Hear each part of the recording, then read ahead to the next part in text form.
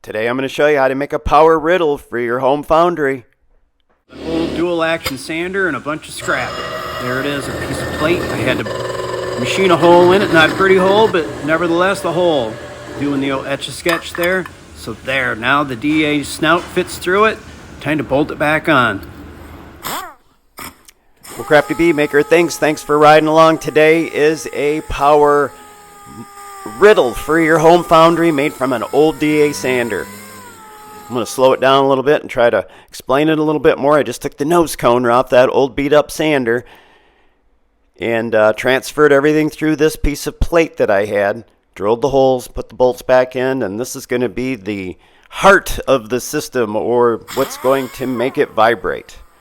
A couple holes on each side for the uprights, which are just some old rusty half-inch threaded rod I had around. I didn't spend any money on this. I had everything that I needed just laying around. Well, the riddle I had, and that is a 1/4 inch riddle, 1/4 inch mesh. Old piece of plywood, 3/4 inch that I had. This is what's going to hold the riddle to the threaded rod. You want that to be a very tight fit because you don't want the riddle just shaking around inside of its mount. So it's almost a press fit, but it still comes out when you want to use it for hand riddling. Old Home Depot bucket so fingers don't get smacked. And that spinning counterbalance is the heart right there, freeze frame. That's just a bolt welded. It's about 3 inches long with 2 nuts on the end, and that is what's going to make this thing shake, rock, and roll. A little bit of primer, get at least all one color.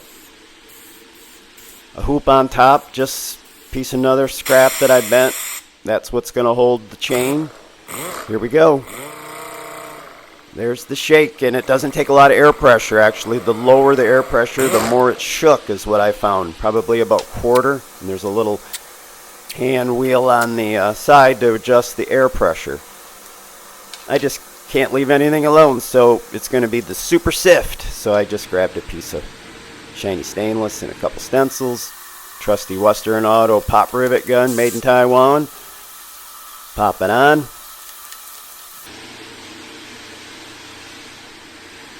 There she is. Crafty Bee Super Stiff, $0. That guard I put that on after because that counterbalance kept smacking my finger, because you actually have to use the DA paddle on off to make it work. Time to make some kind of bracket to hold it. Just some more scrap I had laying around.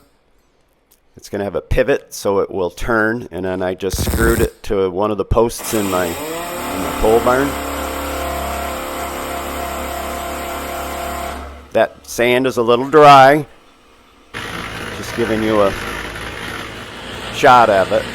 I'm going to put a little more moisture in it with my muller. I'm going to cover how I built that real soon. There it is, the pivot mount. And this sand has got a little bit more oil in it. I'm using Petrobond here.